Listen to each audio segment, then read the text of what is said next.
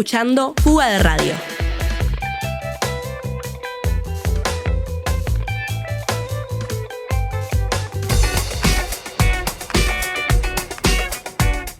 Hoy en el ciclo de entrevistas a cargo de estudiantes del curso Comunicación e Inteligencia Artificial de la FIC recibimos a Santiago Jiménez, bienvenido. Buenas, muchas gracias. Y a Lucas López, bienvenido. Hola, a vos también. Un gusto. Hoy nos traen la temática del mundo del audiovisual. Cuéntenos. Así es, bueno, vamos a hablar sobre la inteligencia artificial en el uso del cine, más concretamente En la parte de preproducción respecto a esta área y cómo estas herramientas han revolucionado a la industria en los últimos tiempos. La pregunta que nos hacemos es cuál es el impacto de la IA en los procesos creativos y laborales de la industria cinematográfica. Contextualizamos, en Uruguay tenemos el caso del cortometraje No me mata la muerte, basado en la vida de la poeta Delmira Agustini, el primer corto realizado 100% con inteligencia artificial en nuestro país. Para conocer más sobre esta experiencia y respondernos algunas preguntas sobre el uso de la IA en las producciones audiovisuales, recibimos a Diego Parker Fernández, docente de lenguaje audiovisual y storytelling multimedia en la carrera de comunicación de la URT, responsable también de la realización de No me mata la muerte. Bienvenido, gracias por acompañarnos hoy. ¿Cómo estás? Muchas gracias. ¿Qué tal? Gracias por la invitación. No hay de qué.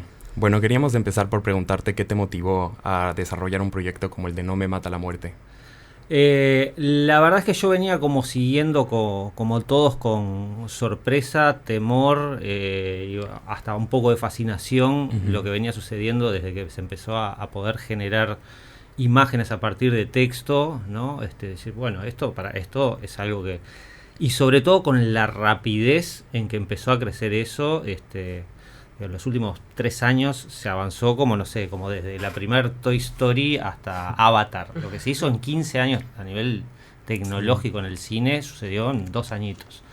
Entonces me empezó a llamar la atención y cuando apareció ChatGPT dije, esto está explotando realmente. O sea, me pareció como que fue muy rápido y muy abrupto el salto a lo que empezó a ver y propuse ahí en la universidad, dije, vamos a probar, porque también una cosa que pasa es que es muy nuevo para todos y que si vos te pones a investigar por tu cuenta tenés tus limitaciones de tiempo, de capacidad, de posibilidades. Entonces vamos a organizar un ámbito académico donde explorar y poder investigar entre 15 personas las herramientas, que no es lo mismo que uno solo ponerse a investigar las herramientas que hay. Y por suerte el decano dijo, sí, vamos a hacer, hizo una carrera electiva que duraba un semestre, la cual fue muy interesante porque a medida que íbamos en el semestre iban cambiando las herramientas y largando nuevas versiones, o sea, el proceso que había era muy intenso y con la meta de producir un cortometraje utilizando, o sea, no hecho por la inteligencia artificial, sino con las herramientas. Eso fue como la primera decisión ética, autoral y también de educación, ¿no?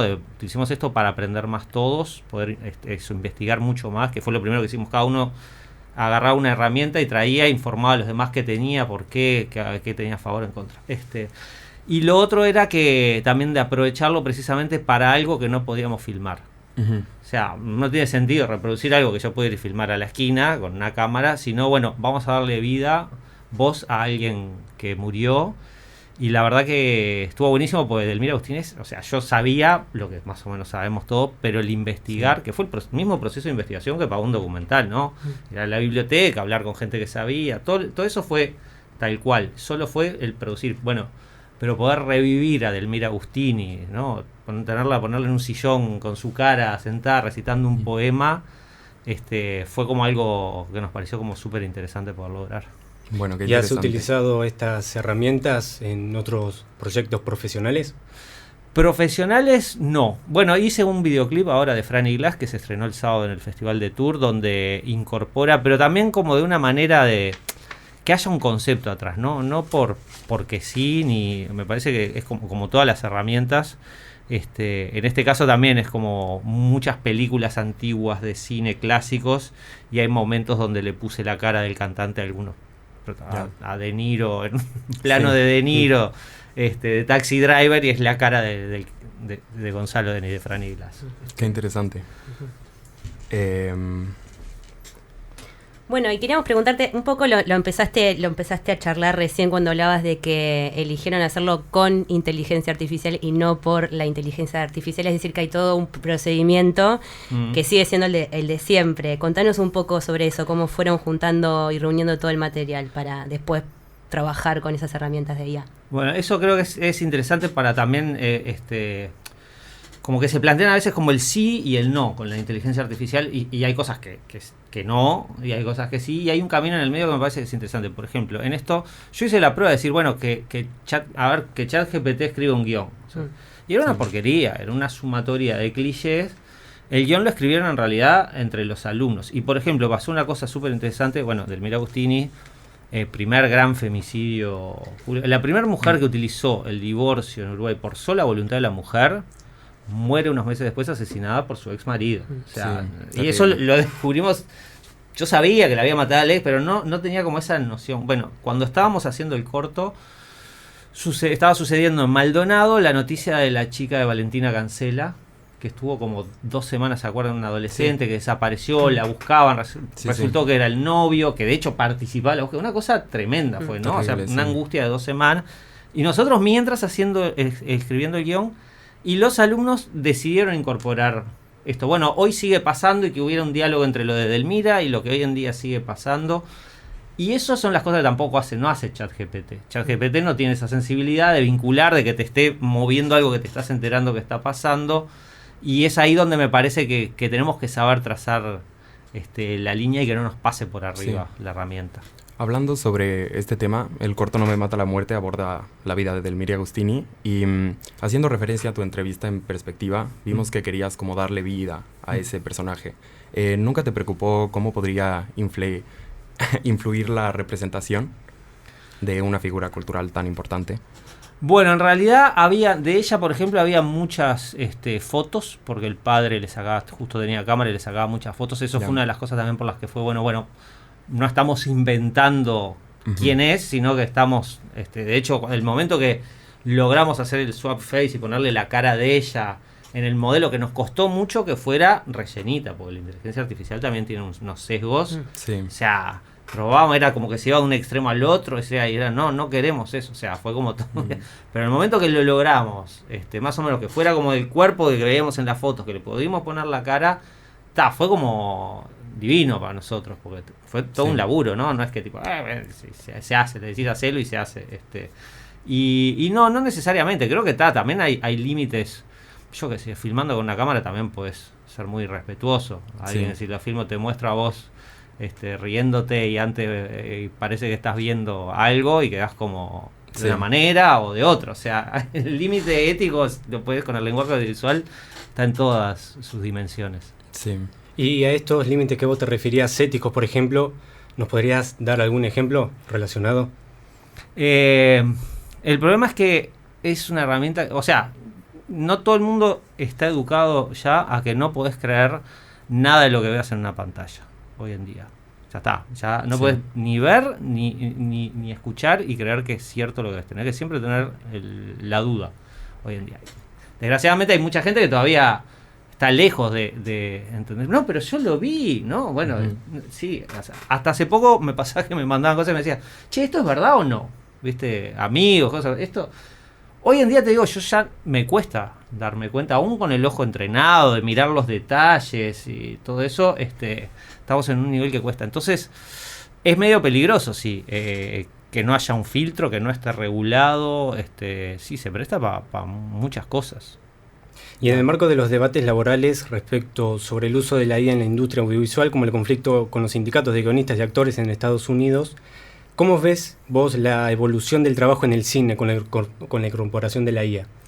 Bueno, todavía en ciertas cosas no ha sido tan disruptivo. Creo que por suerte los sindicatos se han puesto firmes, se han logrado cláusulas, tanto los de guionistas como... Después haceme acordar, hay una película que el guionista... Haceme acordar que te haga el cuento porque es interesante. Pero es medio peligroso y yo que sé, hay una película de Congress de 2013 que precisamente es una actriz que le compran la imagen y lo hacen. hay usos interesantes y usos que no. O sea, también, ponele, yo qué sé, yo cuando hacía las primeras películas en cine, filmábamos en película, íbamos a Buenos Aires a revelar, y después de que se editaba, había una persona que era la cortadora de negativo, Sí. que era la que montaba la película. Bueno, ese rol desapareció. Entonces hay una parte técnica, o también, yo que sé, antes el montaje lineal en cinta, pasar a la edición no lineal, a que hacer la postproducción en una computadora. Hay como un cúmulo de cosas que son como un poco inevitables. Después cuando entramos en el tema de derechos y todo eso, me parece que ahí es donde se vuelve más complicado, donde tiene que estar mucho más regulado, porque precisamente eso, los estudios querían que vos firmás, te pagan $200 y usar tu imagen de acá de por vida para rellenar en todas las películas. O sea, me parece que es un tema de eso, de regulación, que por suerte los sindicatos se han puesto bastante firmes en cuanto a eso. Pero a nivel como de herramienta, de que facilite ciertos procesos y cosas, es un poco inevitable, como en su momento cuando apareció. O sea, hay un corto que se llama Tango del 1958 de animación, que en su momento fue como o sea, se armó tremendo lío porque eso no es animación, porque era con recortes y en stop motion, y decían eso, y hoy es un clásico de la animación. Sí. Y está buenísimo en realidad. Entonces, tenemos como las dos partes, por eso digo, por un lado como la parte como herramienta de producción que te brinda posibilidades interesantes, aunque aliviane procesos en los cuales pueden perderse ciertos roles, y otro es el tema de cómo lo usas éticamente en cuanto a derechos. Qué interesante. Y sobre la parte del proceso creativo, ¿sientes que tenga un impacto particular? ¿Sientes que perjudique la imaginación o la expanda? Yo creo que depende de cada uno. O sea, de hecho, por ejemplo, ahora meto el ejemplo que Sí. esa es una película que se llama El guionista de Screenwriter, que del año pasado, está en YouTube gratis si la quieren ver. Es una película que el guión lo hizo todo ChatGPT, filmada con actores, y es sobre un guionista que lo empieza a asistir una inteligencia artificial y todo se entra a ir un poco al carajo. Ya. La película es mala. Sí, los actores no ayudan mucho, no son muy buenos, pero el guión es como una sumatoria de todo lo que debe suceder y cliché. De hecho, la película no se pudo estrenar, la iban a estrenar en un cine en Londres y no se pudo estrenar porque hubo protestas. Ya. Gente que dijo, vos si estrenás esto, no vamos nunca más a ese cine. Pero está en YouTube gratis. Y no quiere decir que esto sea para siempre, porque eso también tiene como una evolución tan rápida que de acá a 10 años yo no te apuesto a que siga siendo así de malo lo que escriba ChatGPT. Pero de momento la creatividad y la sensibilidad me parece que es nuestra. Y eso es lo que hay que cuidar. Ya. Y cuando decís que, por ejemplo, el guión es una suma de muchas cosas que deben pasar, ¿cómo analizás vos cuando la operación la hace la inteligencia artificial? Es decir, ¿sirve como una herramienta o puede llegar a incluso hacer toda la operación completamente?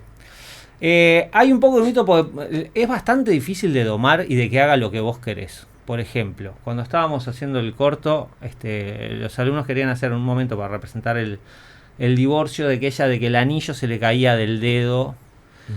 Y era darse contra la pared para tratar de hacer eso. En un momento yo le dije, vos piensen en otra cosa que sí le salga bien a la inteligencia artificial, que represente lo mismo. Entonces, bueno, fue el plano del anillo cayendo al piso y rebotando en un piso empedrado, que eso sí le sale precioso a la inteligencia artificial. Entonces, ahí cuando laburás con la inteligencia artificial también tenés que tener un poco de cintura de voz, de que no es precisamente todo lo que vos querés, sino cómo la podés utilizar. También hay una cosa que ahora es como que se nos hace evidente que se nos vino encima, pero lo que te ponen adelante en Netflix no lo decide una persona. Sí. Lo que te ponen adelante en Instagram o en TikTok no lo decide una persona, lo decide inteligencia artificial. Hace rato que nos están comiendo el cerebro y ordenándonos la manera de lo que ver y lo que pensar. Entonces, como que a veces debatimos como lo preocupante, algo que en realidad a mí me preocupa mucho más todo lo otro. Sí. Que los algoritmos son los que deciden la conducta de las personas y la influencian. Porque ahí sí, el algoritmo le importa 3 carajos. Bueno, si vos mirá, a le da una cosa que le da miedo y vuelve, y le da más, y le da más. Y te va a dar porque no tiene ningún juicio moral. O sea, eso me preocupa mucho más a que sea una herramienta para generar una animación, por ejemplo. Sí, ahí el poder que tiene es impresionante y invisibilizado, ¿no? También. Desde tu rol de docente, ¿cómo sientes que estas herramientas afecten el proceso de aprendizaje de futuros creadores audiovisuales? Bueno, yo me estoy cuestionando si seguir dando clases. ¿Sí? ¿Por qué? No es en ese sentido, pero está cambiando todo tanto que hay un momento donde te sentís como un poco abrumado. Yo hasta ahora la manera que he encontrado es de tratar de hacer cosas o plantear ejercicios de cosas que a vos te vayan a gustar hacerlo y que sean de cosas que vos elijas porque te gustan. Si después elegís hacerla por el camino fácil y que te lo resuelva ChatGPT, pero bueno, ¿de qué te gusta? Bueno, investigá de eso y hacer un trabajo sobre eso. Sí. Se entiende como de tratar de que sea interesante y no resolver tengo que sacar una nota y entregar un trabajo, ¿viste? Yo qué sé. Eso me parece que es como la manera de... Porque ya hoy en día, bueno, que escriban un trabajo y estás como medio... Igual son muy inocentes porque yo me doy cuenta todavía. Leo algo escrito por ChatGPT y me doy cuenta. Sí. Es más, me calienta mucho más, ¿no? De que prefiero que te equivoques por la tuya que... Pero, también como de integrarlo. Ahora yo que sé, en la materia de storytelling que era tipo... porque también hay una cosa que es... Yo ya estoy medio del otro lado, pero ustedes, o sea, les va a venir y van a tener que enfrentar esto. Esto va a ser parte de su vida. Es como cuando empezó internet y no, bueno, pero yo no me interesa conectarme a internet. No, bueno, más vale que sepas cómo conectarte. Sí. No es que te tenés que volver un defensor, pero más vale que entiendas cómo sea, porque eso no va a frenar. Sí, hay que hacerles Eso, frente. entonces, por ejemplo, en el curso que tienen que hacer una historia en 7 pasos, bueno, que 3 de esos pasos hagan una imagen generada con inteligencia artificial para representar. Bueno, por lo menos ponerlo al servicio de tu creatividad y de contar algo vos. Eso me parece que es la única, por ahora, lo único que voy encontrando como para tratar de sobrellevar este tsunami. Y, por ejemplo, ¿qué pensás sobre la inclusión de este tipo de tecnologías, en un área tan humana como es el cine, por ejemplo? Lo que pasa es que mañana cuando vayas a salir, va a estar. Entonces, cuando vayas a salir al mundo laboral, va a estar. Yo creo que igual, me parece que va a acelerar ciertas cosas, pero otras no. O sea, no sé, en Uruguay, para empezar, no es negocio hacer película. Entonces no creo que la inteligencia artificial la ponga. Pero si mañana vos querés hacer una película de ciencia ficción, si no tuvieras inteligencia artificial probablemente no conseguirías presupuesto como para poder hacerla. Tratar de que la historia esté buena, por poner naves volando, y eso no le interesa a nadie ya, ¿no? Como que la parte humana me parece que es la que hay que fortalecer y aprovechar esas otras cosas. Yo qué sé, querés hacer una película de época. Y bueno, es carísimo. Capaz que hay ciertos planos generales, como a nosotros nos pasó de Montevideo, que los puedas resolver con inteligencia artificial, y después ya funciona. Lo que va a funcionar es la historia. O sea, me parece que todavía sigue siendo...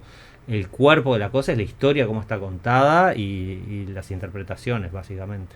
¿Y sentís que hayan géneros dentro del cine, por ejemplo, que, como decía recién, géneros que son más susceptibles de ser trabajados con la ayuda de inteligencia artificial?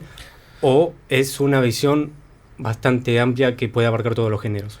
Bueno, hay ciertas cosas, o sea, lo que te digo que, de vuelta, yo no pongo las manos en el fuego por dentro de 5 o 10 años, porque creo que nos vamos a sentar de vuelta y todo va a haber cambiado muchísimo. Hoy en día lo que me parece que te sirve para ciertos géneros como por ejemplo, ciencia ficción, de repente algunas cosas históricas, de recreación histórica, o para apoyar algunas cosas, creo que te puede servir. Después, para el otro que realmente te sirve, por ejemplo, si vos querés hacer, estás moviendo un proyecto en desarrollo y querés hacer un teaser para aplicar a un fondo de desarrollo, y bueno, yo qué sé, le dije a él que sea el actor, pero él quiere, pero está viviendo en España. No tengo plata para pagarle el pasaje para que venga a hacer. Y bueno, haces 3 planos que representen el espíritu de la historia que vos querés contar. Y por lo menos cuando lo presentás dices, mirá, se entiende más o menos qué es lo que buscas. En ese tipo de cosas me parece que sirve, pero también no estás vendiendo la película, estás generando un material adicional que salir a filmar con la cámara, no sé qué, no sé cuánto, de noche, sería carísimo. Ya. En eso me parece que hoy en día es una herramienta que se puede utilizar. Qué interesante. ¿Y crees que la gente es más receptiva o escéptica al arte que incorpora la inteligencia artificial? Sí, ahí viene es una discusión como... Está buena la pregunta, es una discusión como muy amplia porque ahí empieza a ser qué es arte, ¿no? Si yo me siento y pongo, pero hace esto, pum, mirá, hice una obra de arte. Bueno, yo me cuestiono si eso es... O sea, de hecho a mí me gusta dibujar a tinta. En mi casa para mí ni siquiera hacer cine es hacer arte. Es tan complicado, tan caro que tiene decisiones artísticas, que es un producto con valores artísticos después, sí. Pero es tan complicado hacerlo, lleva tanta plata, tanta gente, todo, que yo, artista, me siento cuando dibujo en mi casa solo y hago lo que quiero. O sea, qué interesante. Me parece que sí hay como todavía mucha resistencia, pero claro, para mí no tiene el mismo valor que vos te sientes y prontees durante 15 minutos una cosa a un tipo que agarra un pincel y un óleo, aunque a vos te haya quedado mejor. Sí. Lo que hiciste, me parece que hay como un valor, el proceso también es parte del valor de lo que tiene una obra. Pero por ejemplo, para cosas más también experimentales, por ejemplo, es una cosa súper interesante, más como videoarte, todo eso, la inteligencia artificial te abre como unas posibilidades que, de vuelta, no estás tratando de hacer algo, entonces ahí sí, la exploración y la cosa y lograr por el lado más emocional, imágenes, cosas, me parece que ahí tiene como también se abre un camino súper interesante. Y me gustaría preguntarte, antes mencionaste una película que se llama El guionista, ¿puede ser? Sí. ¿A qué lo traías a la conversación esa película? En realidad al ejemplo de que, bueno, ChatGPT no es buen guionista. Claro, no tiene alma. O sea, en realidad entra el niño y dice lo que la historia necesita que diga, ¿entendés? Es como súper funcional, no hay nada que se salga de lo que en la vida la gente se sale de las cosas convencionales en general, ¿no? Nadie es un cliché todo el tiempo, durante un rato puede serlo, pero siempre en algún momento patinás y tenés tus cosas raras, como todo el mundo. Bueno, muchas gracias, Diego Parker Fernández, docente de lenguaje audiovisual y storytelling multimedia en la carrera de comunicación de la URT. Responsable de la realización No me mata la muerte, el primer corto realizado 100% con inteligencia artificial en Uruguay. Muchas gracias nuevamente por estos minutos. Gracias a ustedes. Ya volvemos con Fuga de Radio.